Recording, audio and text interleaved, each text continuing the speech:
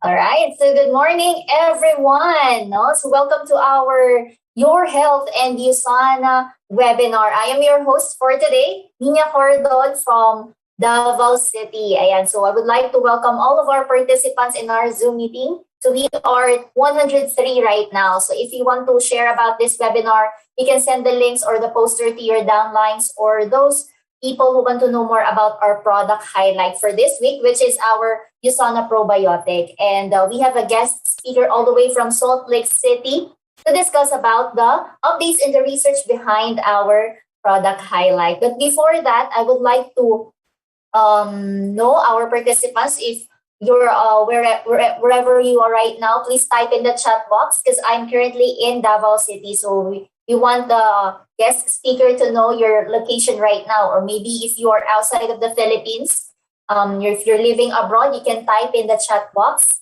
So we have from the country of Iloilo, ayan, from Rob and RN Pasilioso, our regular attendees. We also from Vallejo, California, Cebu, ayan, maayong hapon, ay maayong buntag, Dasmariñas, Cavite, Bikutan, Taguig, Malabon. We also have someone from Singapore, Cagayan de Oro, Batangas. And so eager na, no? Because he made himself available despite his busy schedule. So he is currently in Salt Lake City, Utah right now, and he is our senior nutrition manager. Ayan. So I mean senior nutrition scientist and the manager of our social media.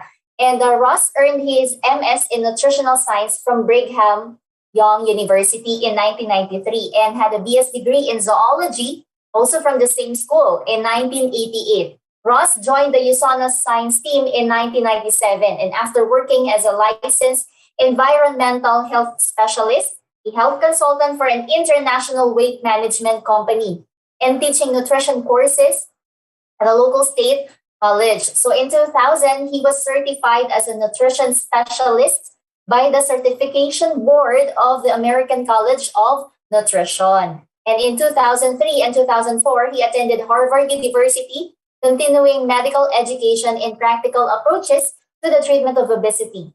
In 2005, he was certified as a sports nutritionist by the International Society of Sports Nutrition. And he regularly attends conferences and meetings to maintain his certification status and keep updated on the current issues related to nutrition research. And Ross has assisted in or co-authored several published scientific research papers.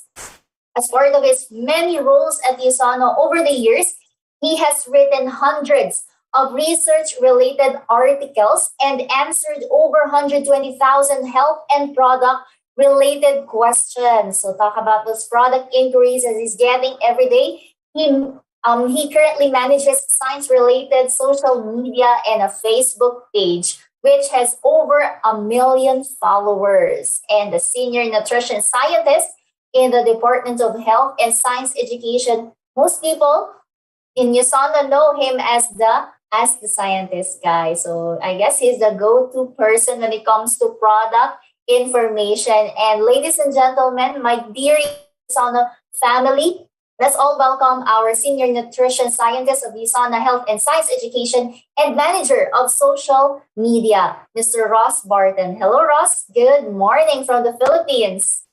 Hello.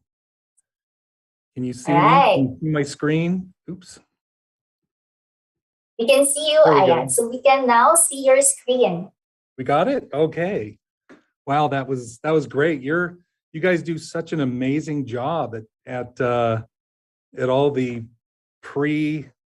all the videos at the beginning and stuff. I'm sold. I feel like I don't even need to do anything now. Thanks to our marketing supervisor, Leo Kim. I really appreciate the opportunity to talk to you guys. It's been a really beautiful first day of fall here in Salt Lake City, and hopefully you guys are getting a good start to your morning, and I'll try and hopefully teach you something new. I get to talk about one of my favorite subjects in nutrition, and that's our microbiome.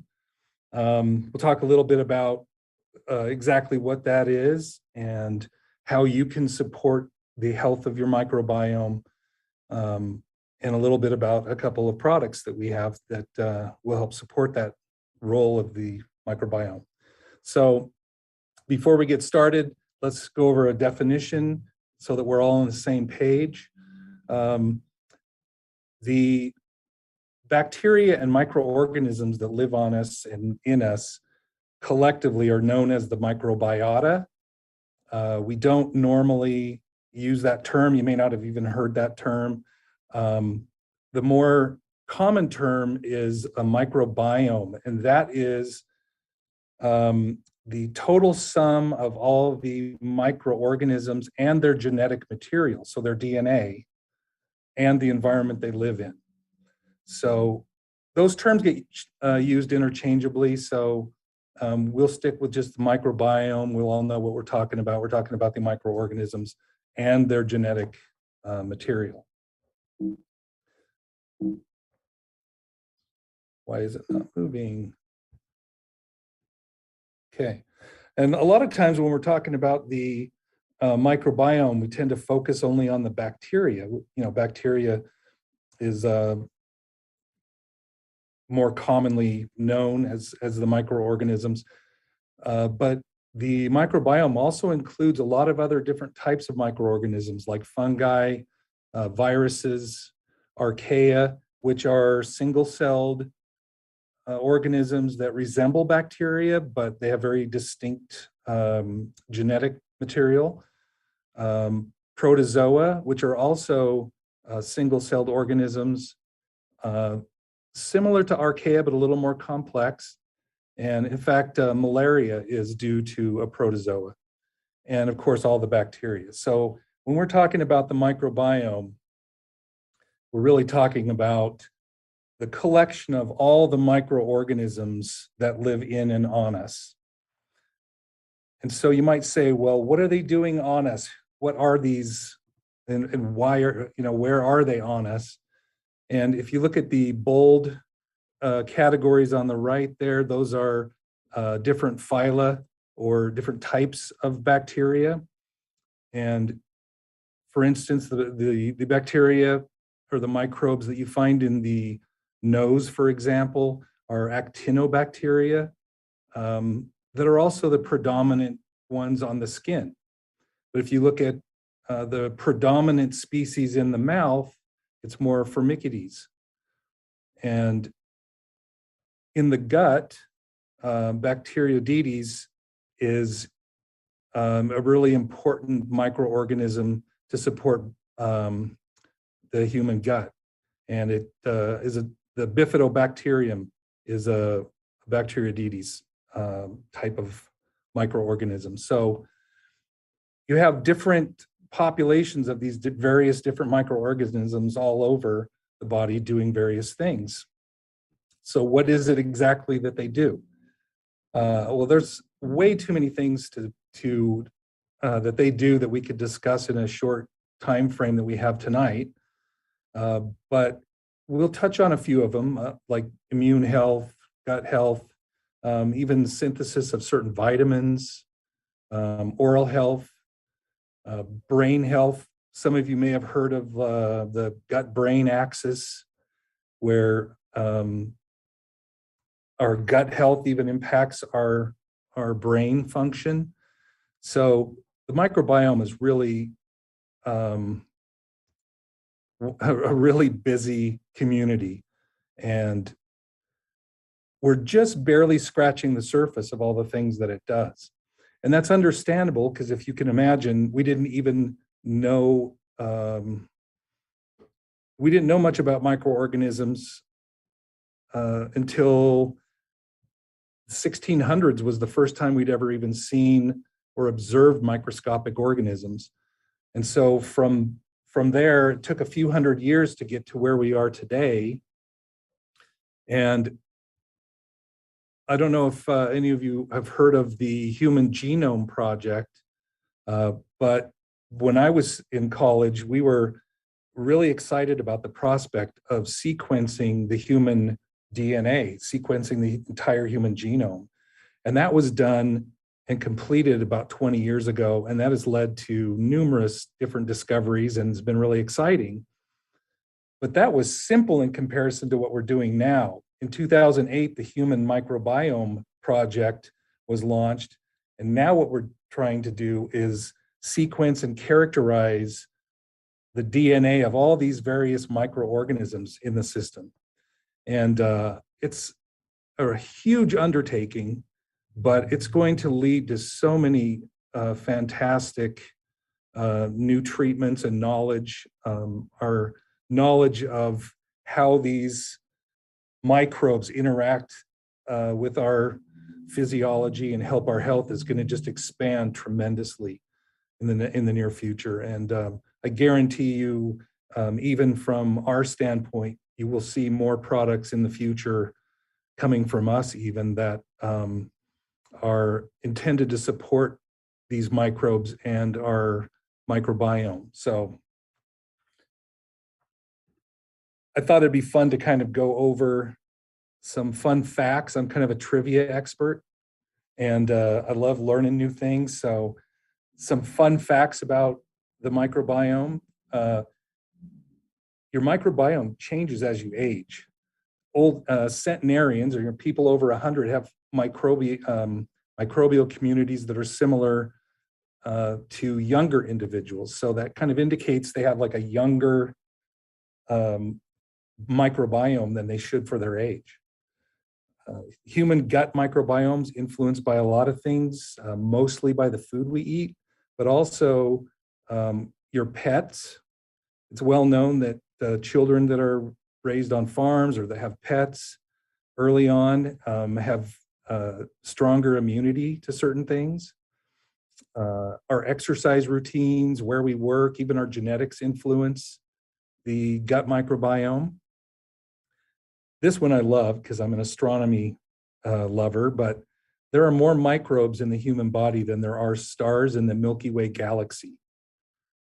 So think about that for a second. That's pretty mind-blowing. And as I mentioned a minute ago, some of these microbes can even produce signals that travel all the way to the brain. And that's part of a system known as the gut-brain axis. And we do have an article on Ask the Scientist on that topic, I do believe. So fun thing is microbiome transplants are gaining traction as a way to be used therapeutically in certain health conditions. Again, this is all done medically. But a fun trivial thing is there's even study going on in transplanting the microbiome to improve extra stinky armpits. So kind of a funny thing there. What's another thing? Microbiomes are very diverse. Most animals do have microbiomes. An interesting study found, though, that a certain type of caterpillar didn't have resident microbes. So it didn't have like a set microbiome, and that was kind of a surprise to science. But aside from animals and humans, plants also have a microbiome. The ocean, even dirt has its own microbiome. A lot of people are probably aware of this, but antibiotic use can alter your microbiome. That's one of the reasons some people take probiotics, is to restore some balance after they've been on an antibiotic regimen. Here, and this is a real interesting one. Everybody has a unique microbiome, and there's actually some study into looking at how to use the microbiome in forensics and crime scenes, just almost like using DNA or using a fingerprint. Where you live has a big impact on your gut microbiome. Again, affected by the food you eat and your lifestyle, but even elevation. People at different populations at different elevations have a different balance of microbial, or they have a different composition of microbes. It's kind of interesting. And that's probably good for now, but again, it's kind of fun to just kind of learn something fun about the microbiome outside of what we normally learn. So moving on to what we can kind of do to support it and learn more about how it affects us. There's three definitions we need to remember. One is prebiotic, another is probiotic, and lastly, postbiotic. Now, prebiotics are getting a little bit more mention lately. And basically what prebiotics are nutrients for the microbes. You can think of prebiotics as kind of a fertilizer for your gut. When we eat fiber, we don't digest fibers, but those various fibers that we eat provide fuel and nutrients for these microbes. And some fibers like inulin, for example, is really good at supporting bifidobacterium, which is really important in mammalian digestive systems. So the key here is that the fiber and the foods and the nutrients that we eat are providing fuel for the probiotics. And it used to be overlooked quite a bit. We always kind of jumped right to the probiotics. But if you really want to have a varied and vast and healthy microbiome, you really have to have a good intake of prebiotics and fibers. So what kind of fibers are we talking about? Everything from just plant fibers like that you would get in green leafy vegetables or greens like dandelion greens, fruit fibers, even bananas have some inulin and some resistant starch, cellulose, which you would find in insoluble fiber in grains. And then some of the more well-known and good sources for prebiotics are some of these other soluble and non-digestible polysaccharides or long-chain carbohydrates like inulin. Inulin is really predominant in Jerusalem artichoke and chicory, but even in common foods like onions, garlic, leeks, asparagus, those types of foods have a high level of inulin. Pectin, if any of you make jams or jellies, you've heard of fruit pectin. Apples are a great source of pectin. You have other prebiotics like gums and lignans. Flaxseed is a great source of gums and lignans. And then there's other types of prebiotics like beta-glucans that you get from oats and barley. So the take-home message here is that there isn't one particular food or one particular fiber that is the best or that we need. The take-home message is, like we've all been taught, a healthy diet is a varied diet, and that's especially true when it comes to fiber and our microbiome. So the bigger variety of fibers you're getting in your diet, the more diverse and strong your microbiome is going to be. Now, where would we get probiotics in our diet? Probiotics are the actual microorganisms that we're usually talking about. Pro meaning for and biotic meaning life. Those are the healthy bacteria that have been shown to be beneficial in health and impact our health. We don't usually get a lot of probiotics in our diet.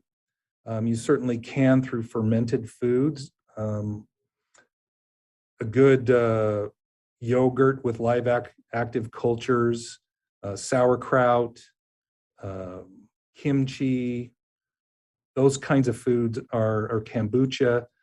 It's really good to include some of those in your diet, and those will provide some good probiotics. Now we talk about probiotics, but what exactly do they do, or how do they impact our health? There's about 3 or 4 main kind of mechanical ways that probiotics work. One way is that probiotics, as the good guys, compete with the bad guys the ones you don't want, they compete for the same nutrients. They compete for the same space on the mucosal lining of the intestines. So I think of this kind of like cars in a parking lot. If you have the good guys being the cars that are all parked in the parking lot, if you take up most of those spaces, the unhealthy guys or the bad guys don't have anywhere to park, and then they just move on through. So you want to fill up all those parking spaces with the good guys. Also, probiotics, some probiotics can send signals to immune cells that then send out chemicals to destroy bad guys.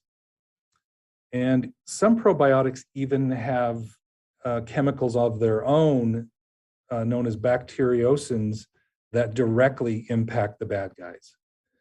So that's kind of a few ways mechanically that kind of illustrate why you want to have a higher ratio of the good and healthy guys versus the unwanted guys. In addition to those things, though, the microbiome also really assists in the digestion of macronutrients. It helps break down, these probiotics help break down macronutrients like carbohydrates and proteins and fats. They help increase water absorption, and they help with the synthesis of certain vitamins like vitamin K and the B vitamin biotin. Even though they do help synthesize some of these vitamins, they don't provide enough through that to suffice, so we still have to get some in our diet. But it is interesting that some of these vitamins can be synthesized and converted in the body through good bacteria. And since most of us don't get a lot of probiotic foods in our diet, that brings us to the USANA probiotic product. And this is a way to help supplement our diet, add to those great fibers we're eating, and give us some good healthy guys to help shore up that ratio. The USANA probiotic is intended to support normal gut health. It supports a normal, healthy digestive and immune system. Most people are happy with the fact that it is dairy and sugar-free. Also, because of the way that it is formulated and packaged, it is stable for 18 months at room temperature, so you don't have to put it in the refrigerator. I mean, it comes in a little box. Most of you have probably seen it. It's very easy to transport and take anywhere. I do put mine in the refrigerator just because it makes it easier for me to remember to take it, and I just kind of have it in the door. But you don't have to refrigerate it as long as it's packaged. I will also add that another couple key ingredients that it contains are a little bit of inulin, which we talked about as a prebiotic, and a little mannitol, which acts as a carbohydrate to feed the bacteria. So it keeps the bacteria viable and stable. The two probiotic strains that we use are Lactobacillus rhamnosus, LGG, and Bifidobacterium animalis, BB12. And there's 12 billion colony forming units, about half of each one.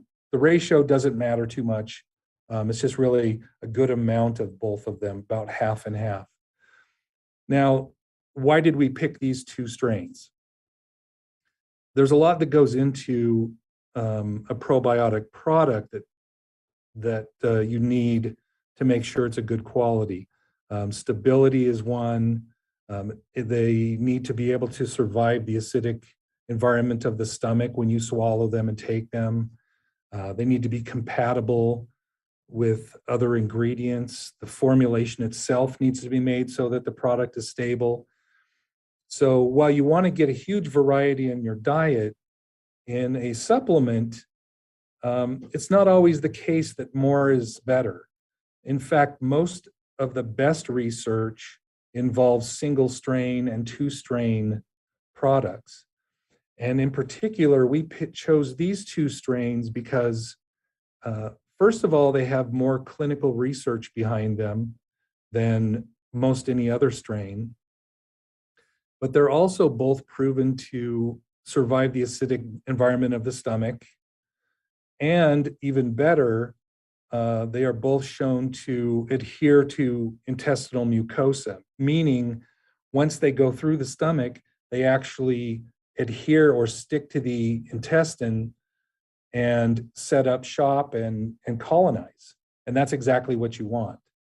So for those reasons, we really stuck with the most researched ones and ones that, we really went with quality over quantity.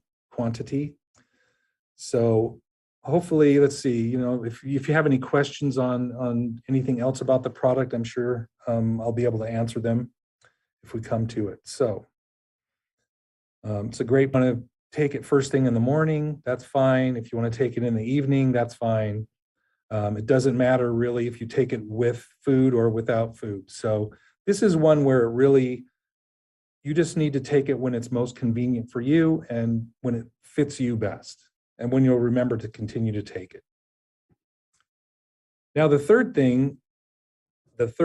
topic were our postbiotics. Now, this is something that isn't as commonly known and is just kind of brand new in this arena, and we haven't talked about it much. But postbiotics are basically the end products of the metabolism of the probiotics. So you have your fiber, that's the fuel for these microbes. They eat this fuel, they have their metabolism going, and their end products, they put out chemicals and they put out compounds. Those end products are known as postbiotics. What some of those postbiotics are cell wall extracts from the microbes breaking apart. There's lipid soluble or fat soluble compounds like short chain fatty acids, certain metabolites and water soluble compounds like vitamins, amino acids, and enzymes can be released.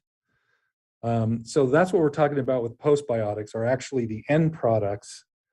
And I don't want to overcomplicate it, but basically, to have a good set of postbiotics or end products, you just provide the good fiber environment. You then have a healthier set of microbes and probiotics, and then you also end up with better postbiotics. Now, the advantage to using those in a product, you can find in our toothpaste, of all places. Our whitening toothpaste has a compound that we call ADP1, and what that is it's an inactivated Lactobacillus paracasei bacteria. Bacteria is pretty unstable, and you certainly don't want a bunch of live bacteria in your toothpaste, even though bacteria is helpful in the same way in your mouth as it is in the gut. You want to have a good ratio of the right kind of bacteria. So being able to inactivate it and include it in this stable form is a great way and a great addition to the other cleaning aspects of the toothpaste. So you can get that good clean, but then also get the benefit of some postbiotics and oral microbiome help with the toothpaste. And there is an article, if you go to Ask the Scientist and type in toothpaste, I'm sure it'll come up right up. And then there's a little pull-out box in the middle that discusses the ADP1 in this postbiotic in more detail. So if you want to look that up. Again, that's kind of new. I think we're going to see more interest in postbiotics. And it was surely kind of an interesting, unique feature that we could add to the toothpaste. So in summary, how can we best support our microbiome? Hopefully, some of what I said has made sense. And again, to re-emphasize the importance of getting a real wide variety of fiber in the diet. And again, that involves eating your fruits and vegetables and whole grains and legumes. There's really no substitute for that. Now, if you have trouble getting the fiber that you should be getting, the USANA NutriMeals do have a pretty good, a good amount of fiber and a good varied sources of fiber. So the NutriMeals, if you're adding those to your diet, can also bump up that fiber intake quite a bit. And of course, in addition to probiotic foods and fermented foods, the USANA probiotic is good. We didn't really touch on it, but exercise, even regular exercise and certain types of exercise influences your microbiome in a positive way, as does good adequate sleep. And of course, good dental hygiene, regular brushing, flossing, and dental hygiene is going to help your oral microbiome. And the toothpaste, again, with the postbiotic is another kind of added feature there. So I hope you've learned something new. It's a fun topic because we're really in the beginnings of understanding all of this. So it's always changing but I hope what I said had some value for you, and I appreciate the time. So, All right. So I think Russ is done with his discussion. So thank you so much, Russ, for those very valuable information that we need when it comes to our product probiotic. And I think this is the time to ask questions to our guests. So if you have any, you can type in the chat box and I will read it to our guests. Yeah. So let's see if you have any question about the topic, our USANA probiotic. Yeah. Okay, so I'm not seeing any question right now. So, okay, so we have from Penny de Guzman. Is it okay for children to take the USANA probiotic? yeah, that's a good question. And, officially, we really can't make recommendations outside of the label directions. And since they're made for adults, I can't really give you a dosage recommendation or anything, but most pediatricians are very familiar with probiotics and understand probiotics. So I usually just recommend you just pass it by your pediatrician just to make sure that there isn't any issue, or maybe get some idea of dosage, because they might want, based on their age or their maturity, to use a lower dosage. But I wouldn't be afraid to discuss that with the pediatrician. Most of the medical profession is pretty up on and pretty positive with regard to probiotics. I don't know of any specific reasons that they're of any harm to children. Again, assuming they're kind of school age and older. You have to be, because they are bacteria, even though they're good bacteria, we don't want to be giving them to infants or people that have digestive conditions or diseases without checking first, because again, it is bacteria. So just be smart.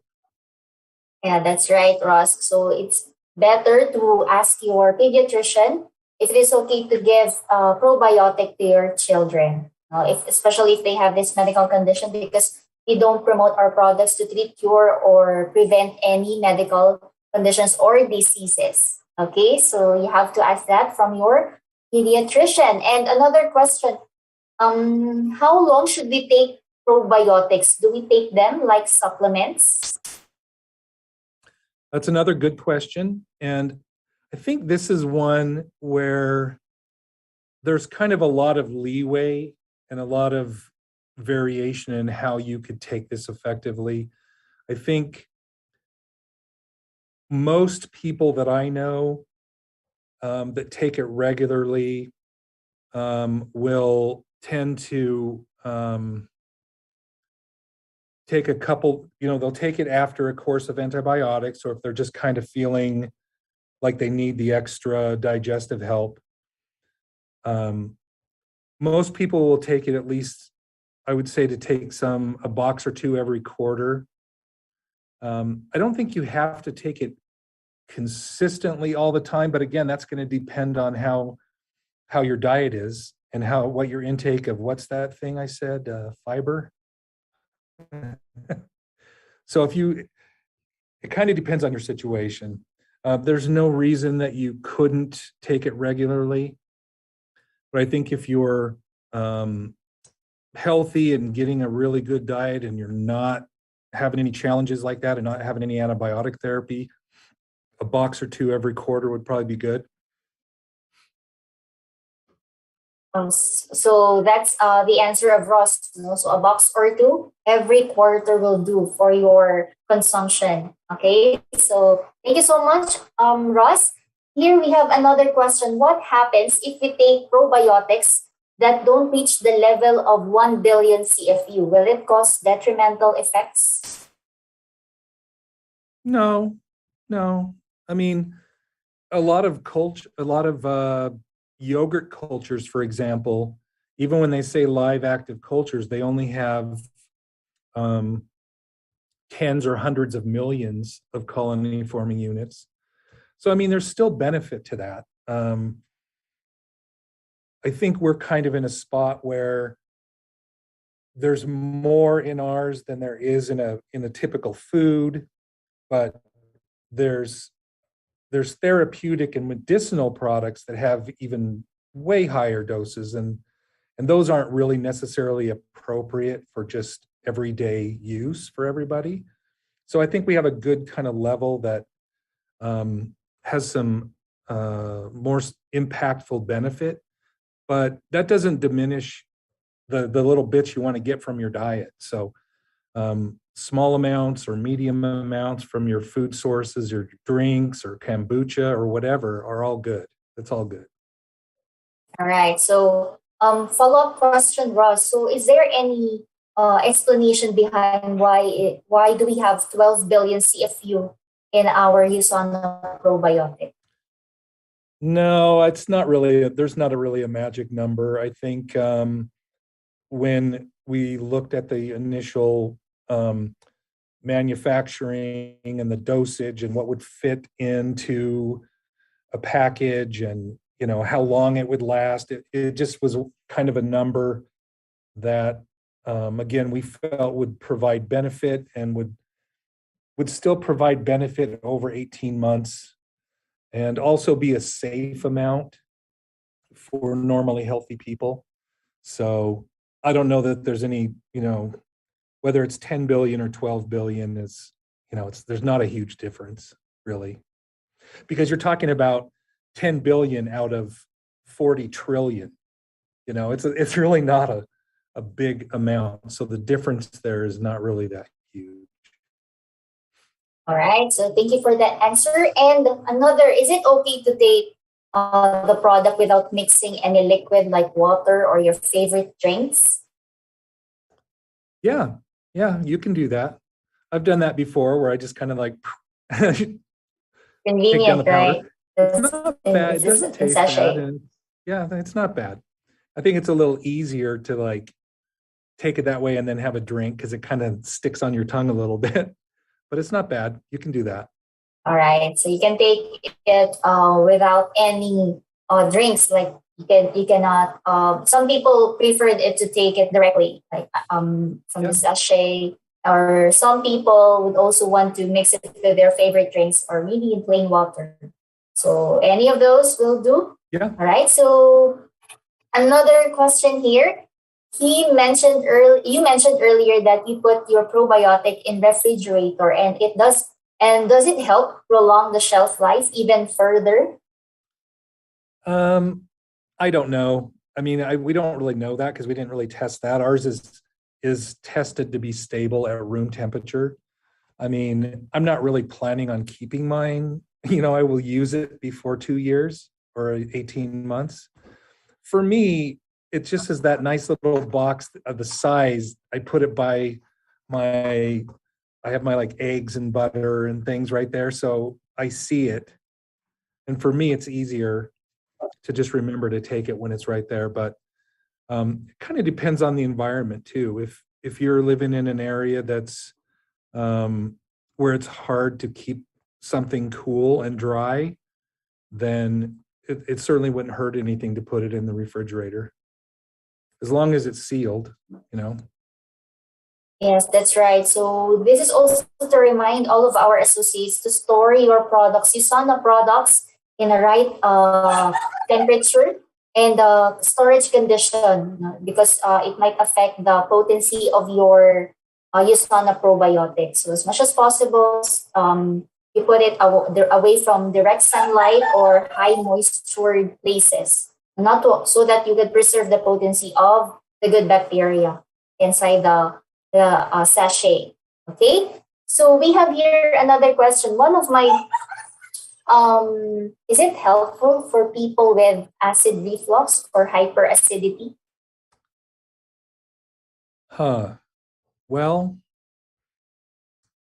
we certainly couldn't make that claim. I don't have enough information to really know whether that would help that situation or not. I mean, typically, if it's something just like a mild heartburn or a mild reflux thing, not the chronic condition, you would take something like calcium carbonate or magnesium oxide, like a Tums or Rolaids, or Magnecal chewable would work, where you would kind of suppress the acidity in the stomach.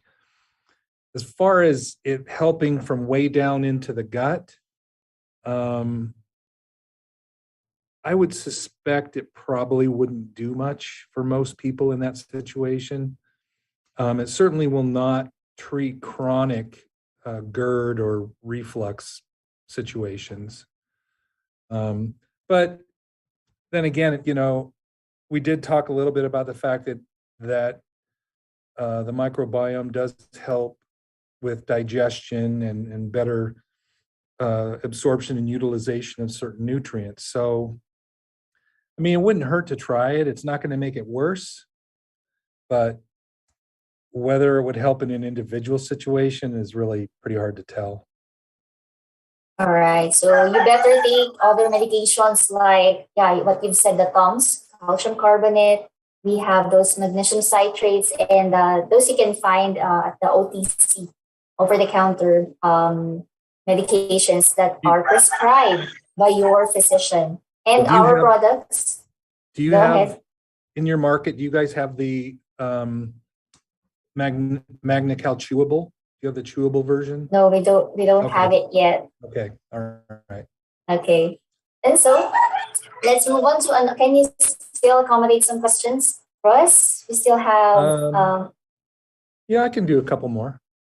All right, so let's have another question. So our associates are really interested about the product, and they are typing a lot of questions right now. And here, is it safe for pregnant women? Yes. Yeah, absolutely. Yeah. And that's one of the products that we are recommending to our pregnant women, along with Nutrimeal, with our Magnical D. Okay, so I'm sorry about the sound of the chicken in my background. I know, making me hungry. That's the sound of my lunch later. All right, so I think the chicken is also interested about probiotics. So let's move again to another question. How can we correlate gut health from of probiotics with mental health condition? I think when it comes to mental health problems, I think you should better see an expert of it, a medical professional, to check out on your condition and not to rely on supplementation, because our products are intended to support our health and not to be used as a cure or treatment for any medical condition. Am I right, Russ? Yeah, no, you're right. You're absolutely right. It's interesting though, because there is research showing that those end products of the microbes, the short chain fatty acids that I mentioned, butyrate and propionate, the ratio of those two short chain fatty acids is undergoing some research that has to do with things like attention deficit and things like that. So that is not going to be affected by the probiotic, but just from the interest in the microbiome itself, there is a lot of research connecting some of those microbes to mental health. So it's interesting, but not from our products. Don't do that. Yeah, that's right. So we need more about of those information to support such claim. And yes, it's not from our products, but it might be from different other products that we have. All right. So I guess we don't have any question right now. And before we end, Ross, do you want to? Okay.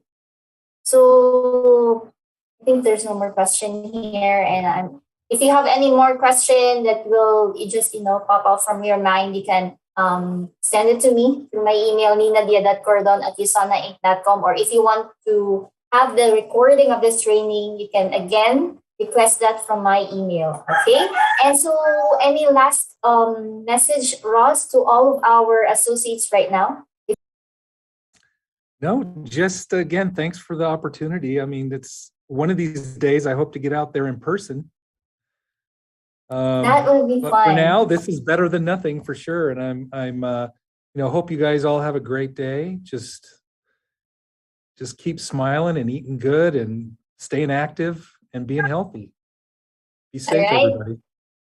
Yeah, so thank you so much, Ross, for giving your time for our USANA Philippines associates. And it was really a wonderful time of learning with you, and hope to invite you again along with your team from Salt Lake City, Utah. And thank you so much once again. And to all of our participants, yes, that's what Russ said, to really maintain health, especially nowadays, we need to fight for our body because it's our working machine, right, Russ? So thank you so much, everyone. Have a blessed day ahead of you, and keep smiling, just what you said, and stay healthy, stay safe. Bye-bye. Thank you, Russ. Everybody. Bye.